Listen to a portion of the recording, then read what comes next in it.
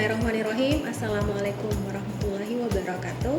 Perkenalkan, saya Dita Prati ARSMM.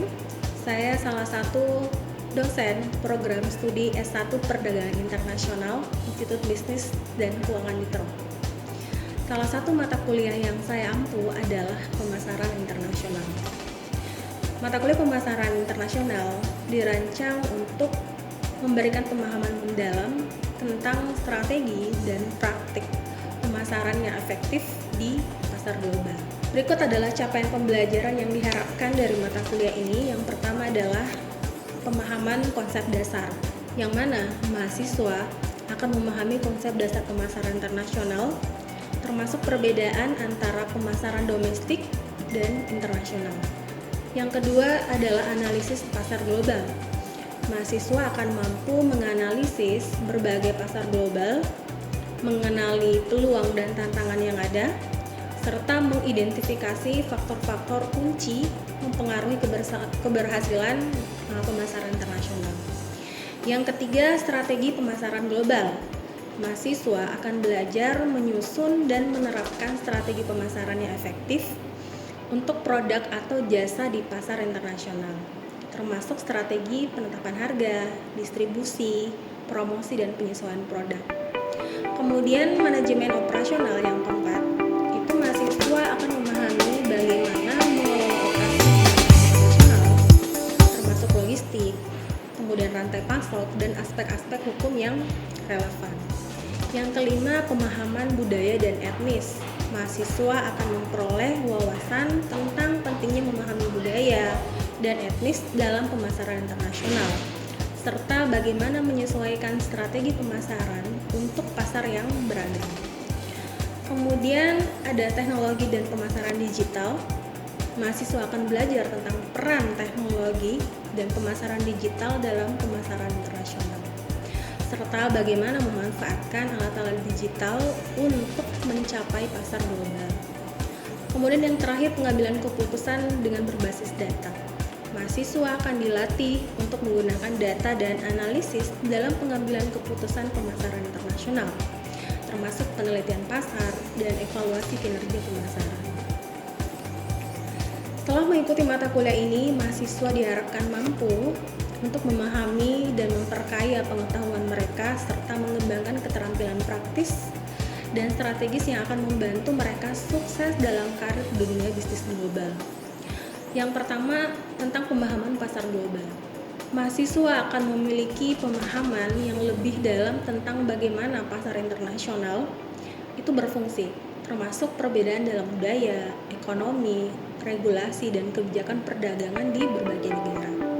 Kemampuan strategis. Jadi mahasiswa akan belajar untuk merancang dan menerapkan strategi pemasaran efektif untuk berbagai pasar internasional, memungkinkan mereka untuk berpikir strategis dan menyesuaikan pendekatan mereka sesuai dengan kondisi pasar yang berbeda. Selanjutnya, tentang peluang karir yang luas. Pengetahuan tentang pemasaran internasional membuka peluang karir di perusahaan multinasional, lembaga internasional, dan sektor bisnis global lainnya, membuat mereka lebih menarik bagi pemberi kerja yang mencari karyawan dengan perspektif global. Kemudian untuk adaptasi antar budaya, mahasiswa akan mengembangkan kemampuan untuk beradaptasi dengan budaya yang berbeda, yang penting untuk berkomunikasi dan bernegosiasi secara efektif dan konteks internasional. Keterampilan analitis. Mahasiswa akan meningkatkan keterampilan analitis mereka, termasuk kemampuan untuk melakukan riset pasar internasional, menganalisis data, dan membuat keputusan berdasarkan informasi yang tepat. Dengan keunggulan kompetitif tentang pemasaran internasional, mahasiswa akan memiliki keunggulan kompetitif di pasar kerja yang semakin global, membuat mereka lebih siap untuk menghadapi tantangan dan memanfaatkan peluang di lingkungan bisnis internasional. Inovasi dan kreativitas. Mahasiswa akan didorong untuk berpikir keras dan berpikir kreatif serta inovatif dalam merancang kampanye pemasaran dan strategi bisnis yang sesuai dengan pasar dan budaya. Kemudian jaringan profesional. Selama mempelajari mata kuliah ini, mahasiswa mungkin akan berinteraksi dengan berbagai profesionalis dan akademisi dari seluruh dunia. Itu memperluas jaringan mereka dan membuka peluang untuk kolaborasi internasional di masa depan. Mengenai etika dan tanggung jawab sosial, mahasiswa akan mempelajari pentingnya etika dalam bisnis dan tanggung jawab sosial dalam konteks global, membantu mereka menjadi pemasar yang lebih bertanggung jawab dan etis. Pemahaman teknologi dan pemasaran digital, mahasiswa akan memahami bagaimana teknologi dan mengenai pemahaman teknologi dan pemasaran digital, mahasiswa akan memahami bagaimana teknologi dan alat digital digunakan dalam pemasaran internasional, serta bagaimana memanfaatkan platform digital untuk mencapai pasar global. Kemampuan manajerial, mahasiswa akan belajar mengelola operasi pemasaran internasional termasuk logistik, rantai pasokan atau supply chain, dan aspek hukum yang relevan dengan bisnis global. Kesiapan untuk perubahan, mahasiswa akan menjadi lebih siap untuk menghadapi dan beradaptasi dengan perubahan cepat dalam lingkungan bisnis internasional yang sangat penting dalam dunia bisnis yang dinamis dan selalu berubah-ubah. Mahasiswa mampu menerapkan pemikiran logis, kritis, sistematis, dan inovatif dalam konteks pengembangan atau implementasi ilmu pengetahuan dan teknologi yang memperhatikan dan menerapkan ilmu humanaria yang sesuai dengan bidang keahliannya. Mahasiswa mampu menunjukkan kinerja mandiri, bermutu, dan terukur. Mahasiswa mampu mengambil keputusan secara tepat dalam konteks penyelesaian masalah di bidang keahliannya. Dan mahasiswa mampu menyusun hasil kajiannya dalam bentuk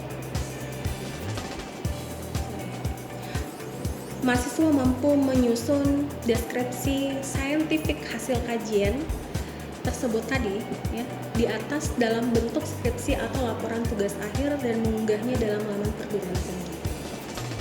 Sistem perkuliahan yang digunakan dalam mata kuliah ini adalah materi yang dibagikan ke mahasiswa baik secara tatap muka dan dapat diakses secara mandiri melalui e-learning system di IBK Nitro.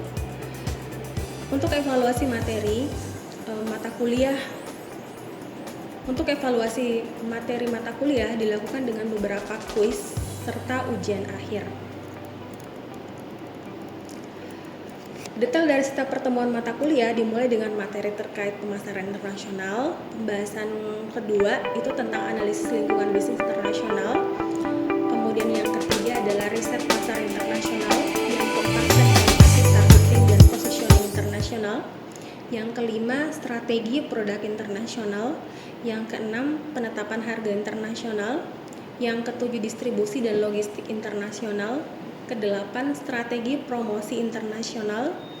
Kesembilan pemasaran digital internasional. Kesepuluh manajemen merek internasional. Kesebelas etika dan tanggung jawab sosial dalam pemasaran. Ke-12 manajemen operasional pemasaran internasional. Untuk penilaian dalam mata kuliah ini dibagi menjadi 4, yaitu 10% untuk kehadiran, 25% untuk ujian tengah semester, 25% untuk ujian akhir semester, dan 40% keaktifan. Untuk simulasi pengejaran mata kuliah pemasaran internasional dapat dilihat sebagai berikut. Bismillahirrahmanirrahim. Assalamualaikum warahmatullahi wabarakatuh dan selamat pagi semuanya. Waalaikumsalam warahmatullahi wabarakatuh. Ya, hari ini kita akan belajar materi mengenai pemasaran internasional. Jadi sebelum kita masuk ke pemasaran internasional untuk membahas lebih lanjut tentang pemasaran internasional, kita akan membahas dulu mengenai perkenalan apa itu pemasaran dan pemasaran internasional itu seperti apa. Jadi kalau teman-teman melihat mau tahu atau perbedaan daripada pemasaran dan sales ya, kalau saya berikan sebuah pisang ke teman-teman semua,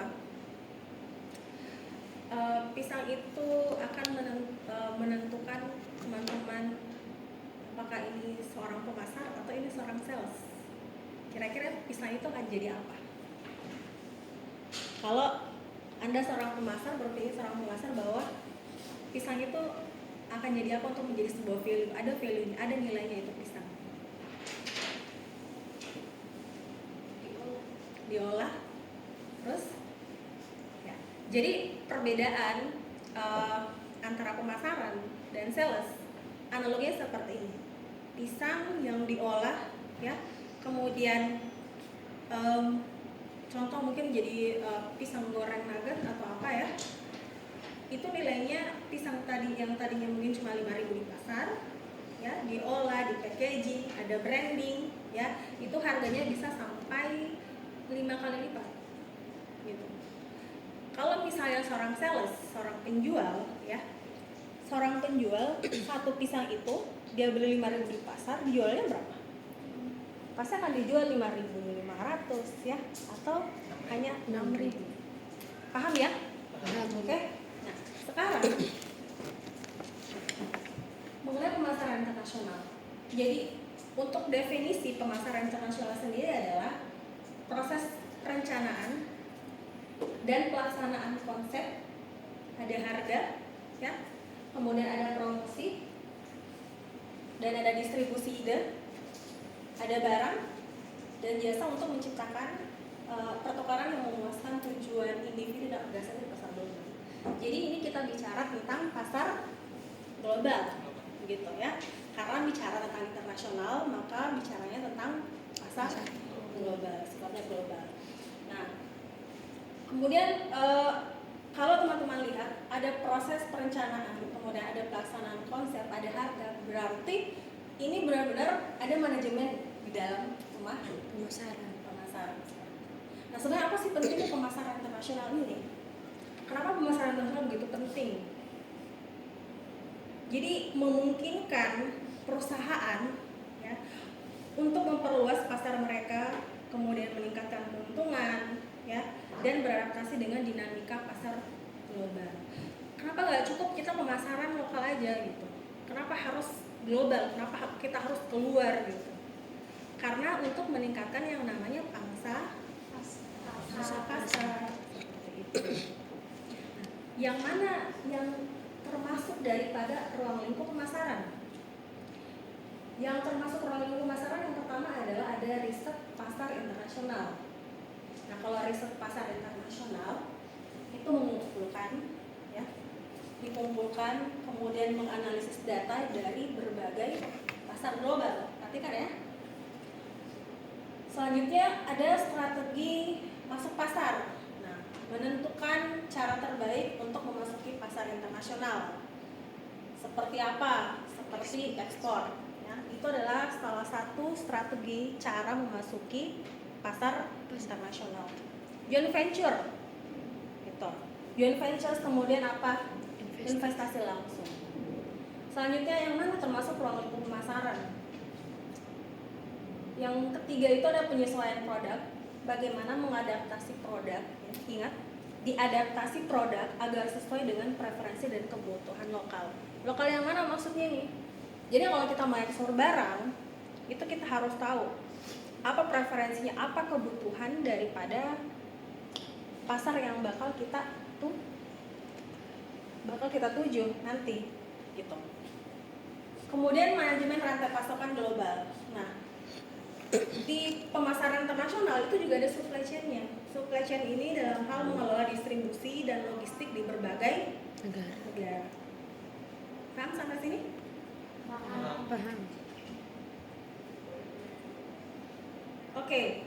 Kemudian yang saya katakan tadi, kenapa kita tidak di domestik saja gitu untuk pemasaran ini? Kenapa kita harus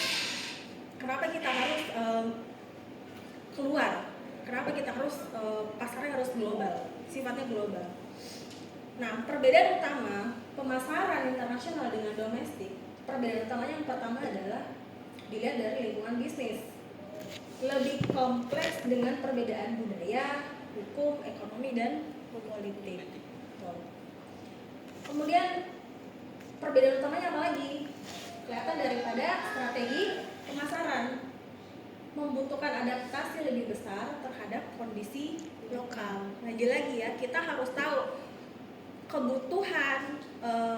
Contoh ya, kalau kita mengekspor barang, kita harus tahu kebutuhan atau pasarnya itu negara seperti apa.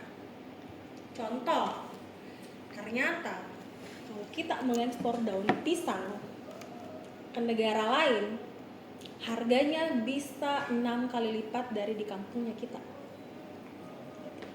Ya.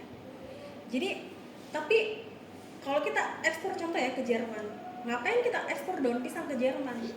Kalau dipikir kan kayak nggak butuh deh orang-orang Jerman dengan daun pisang gitu. Ngapain mau diekspor? Ternyata setelah melakukan riset, ya ingat tadi bahwa pemasaran internasional itu dia ada strukturnya, ada structure-nya. Dia melakukan riset, ya, kemudian dia melihat peluang. Strategi pemasaran di sini dia membutuhkan adaptasi lebih besar terhadap kondisi lokal. Kemudian terjadi riset pasar, gitu. Nah, riset di sini itu lebih menantang karena variabilitas data dan perlu konsumen dari berbagai negara. Tadi kita kembali ke daun pisang. Apakah daun pisang tersebut di Jerman laku atau tidak? Di Belanda laku atau tidak? Ternyata laku. Karena kenapa? Ternyata di Jerman dan di Belanda ya banyak orang Indonesia yang tinggal di sana kesulitan mencari yang namanya daun pisang. Buat apa daun pisang? Ya buat masak gitu ya. Meskipun harganya mahal, super mahal, tetapi ya laku. Bahkan kebutuhan kebutuhan akan daun pisang itu di sana permintaannya meningkat gitu. Jadi tidak ada salahnya untuk melakukan riset pasar. Ya. Selanjutnya ada operasional. Jadi ini melibatkan koordinasi lintas negara dan memahami regulasi internasional. Jadi maksudnya di sini adalah ini berkaitan dengan manajemen operasionalnya. Jadi melibatkan koordinasi lintas negara. Kalau misalnya kita mau melakukan ekspor ya atau kerjasama dengan negara lain, itu kita tidak bisa langsung melakukan pengiriman. Ya, itu butuh banyak data ya. Itu butuh banyak dokumen, penyelesaian dokumen ya, kemudian persetujuan negara tersebut baru kita bisa melakukan yang namanya ekspor atau kerjasama. Oke. Kemudian tantangan dalam pemasaran internasional. Yang paling pertama itu adalah tantangan dari segi budaya. Nah, budaya di sini itu perbedaan budaya kita saja di Indonesia ya, dari Sabang sampai Merauke. Itu perbedaan budaya kita tuh kulturasinya kita banyak sekali, apalagi kalau kita mau ke luar, gitu ya. Nah, budaya di sini, perbedaan budaya itu mempengaruhi preferensi konsumen dalam apa?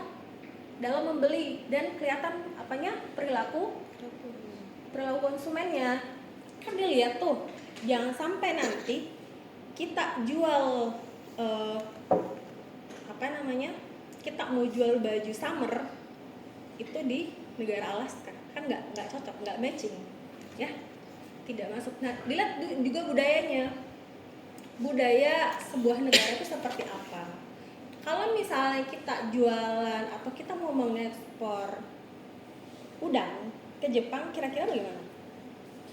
Bisa tidak? Kalau Jepang itu kan dia mereka tuh seafood yang utama makanannya ya. Mereka senang makan sushi. Tapi kita Indonesia kalau kita mengekspor udang ke sana bagaimana kira-kira? Laku tidak? Laku ternyata. Kenapa bisa laku? Karena varietas udang itu banyak sekali. Orang di sana, orang Jepang itu senang dengan yang namanya seafood. Mau seafood apa? Mau biar Oh, ikan buntal ya. Ikan buntal saja itu mereka makan. Itu bayangin tuh orang Jepang. Apalagi perkara udang, Ji. Ya. Selanjutnya apa? Ada hukum dan regulasinya. Setiap negara itu punya aturan yang berbeda itu terkait pemasaran dan bisnis. Jadi kita tidak yang tadi ya saya sudah jelaskan sebelumnya bahwa tidak bisa kita melakukan suatu transaksi dengan negara lain atau melakukan kerjasama kalau kita tidak paham dengan regulasi yang diberlakukan oleh negara tersebut. Contoh, ada yang bisa kasih contoh? Misalnya ya, saya kasih clue ya.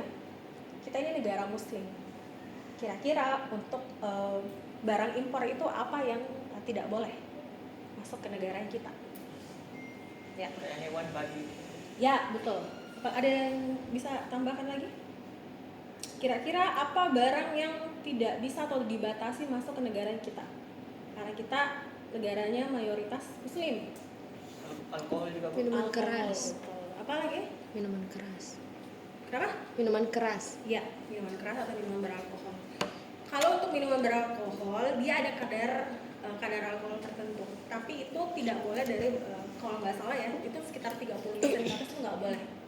Gitu. Dan kalaupun minuman keras itu diimpor ke sini, itu regulasinya pertama sangat ketat. Ya. Yang kedua, itu pajaknya sangat-sangat tinggi. Kemudian apa yang terakhir, ekonomi dan politik. Nah, ekonomi dan politik di sini adalah fluktuasi nilai tukar mata uang dan kondisi ekonomi lokal itu mempengaruhi strategi dan ketidakstabilan politik. Itu bisa berdampak pada operasional bisnis. Jadi jangan kita melakukan kerjasama, ya, perdagangan atau kita melakukan ekspor ke negara yang sedang mengalami kerusuhan.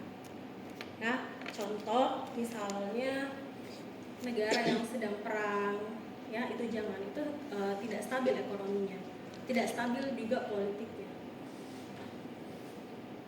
Kemudian negara yang terlalu terdampak dengan inflasi. Ya. Ada yang mau ditanyakan sampai sini? Silakan. Oke. Silakan pertanyaannya. Jadi Bu, pertanyaan saya itu apa strategi utama yang dilakukan untuk memasuki pasar internasional? Oke. Tadi sebelumnya sudah dijelaskan ya, tapi masih sangat sedikit mengenai strategi. Strategi utama untuk kita masuk ke dalam pasar internasional itu yang pertama kali adalah ekspor. Jadi kalau kita mau melakukan ekspansi ke negara lain, kita harus melakukan yang namanya kegiatan ekspor. Nah, menjual produk secara langsung ke pelanggan ya atau melalui distributor gitu, atau misalnya ya person to person seperti itu, ekspansi. Contoh teh botol. Nah, itu ekspor teh botol itu sudah dilakukan lama ya. Jadi ke Korea, ke Jepang, tapi di Korea itu yang paling banyak di itu teh botolnya itu. Jadi teh botol sudah melakukan ekspansi ke Indomie ya, terutama Indomie goreng dari PT Indofood itu sudah di mana-mana, sudah mau di Asia, mau di Eropa, mau di Amerika. Nah itu ekspansi untuk PT Indofood itu sudah lumayan. Kemudian yang kedua apa yang namanya franchising gitu. Yang kayak gimana itu franchising? Kayak McDonald ya. Kemudian KFC dan King Donut. Kemudian ini seperti apa lagi yang tadi saya katakan sudah sebutkan tentang joint venture. Joint venture di sini adalah bermitra dengan perusahaan lokal di negara target untuk berbagi sumber daya, kemudian risiko dan keuntungan. Jadi apa gunanya adalah untuk membantu mengurangi resiko dan memanfaatkan pengetahuan lokal yang ada. Gitu. Ada juga namanya e-commerce ya, dan digital marketing. Nah, itu juga salah satu strategi pemasaran yang bisa dilakukan untuk pemasaran internasional. Gitu, digital marketing ya. Saya ada sebuah kisah ya tentang digital marketing ini. Saya nggak tahu kalau teman-teman pernah dengar, dia perusahaan iklan digital namanya PT Lapom. Itu ada di Bali. PT Lapom ini ya, yang punya suami istri orang Indo ya, kebetulan teman saya. Dia punya klien itu rata-rata dari luar, kebanyakan dari Australia, kemudian dari Switzerland, dari Amerika juga, dari Eropa, pokoknya dari beberapa lah. Dan alat tukarnya adalah USD. Gitu. Jadi karyawannya itu digajinya semua pakai USD karena memang kliennya itu dari luar. Kenapa bisa? Apa hubungannya gitu? Ternyata dia sudah melakukan yang namanya digital marketing pemasaran internasional. Apa yang dia lakukan itu perusahaannya? Jadi perusahaannya itu adalah membuatkan iklan, ya, dari digital marketing ya, dia dibuatkan iklan. Oke, bagaimana jawabannya? Cukup ya? Nah, ini tadi mengenai strategi pemasaran internasional bisa dilihat standarisasi versus adaptasi. Nah, memutuskan antara menggunakan pendekatan yang seragam di semua pasar atau menyesuaikan dengan kebutuhan lokal. Ini ada satu ya, namanya apakah kita mau beradaptasi atau mengikuti standar yang ada. Itu maksudnya. Maksudnya gini,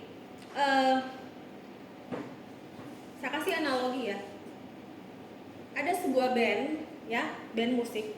Kalau ini band mau bertahan, band musik ini mau bertahan, apakah dia mau tetap dengan apa aliran sebelumnya ya, yang mungkin bisa saja tidak cocok untuk anak-anak zaman sekarang, terutama Gen Z ya, atau dia mau merubah alirannya, gitu. Seperti itu kurang lebih analoginya, ya. Apakah dia mau mengikuti standar atau dia mau beradaptasi? Oke? Kemudian segmentasi pasar. Nah, di sini mengidentifikasi segmen pasar yang tepat di berbagai negara. Jadi, bagaimana segmentasi pasarnya? Kalau misalnya teman-teman tahu mereknya Button Scarf, itu merek jilbab orang Indonesia yang sudah sudah keluar negeri, itu dia sudah masuk ke pangsa pasar Eropa. Kenapa bisa di Eropa bisa laku jilbab, terutama di Inggris? Ternyata populasi Muslim di sana itu banyak sekali populasi Muslim. Jadi dia lihat peluang pasarnya. Kemudian penetapan harganya. Jadi penetapan harga menentukan harga yang kompetitif dan sesuai dengan daya beli konsumen di berbagai pasar. Jadi misalnya jangan menetapkan harga yang jauh di atas harga pasar. Nah, tentu tidak laku. Ya kurang lebih samalah dengan di domestik. Kemudian promosi, menggunakan media dan pesan yang efektif untuk menjangkau konsumen internasional. Jadi promosi yang digunakan itu termasuk daripada digital marketing gitu. Penyampaiannya mudah, gampang ya, dan cepat gitu, cepat ditangkap. Oke?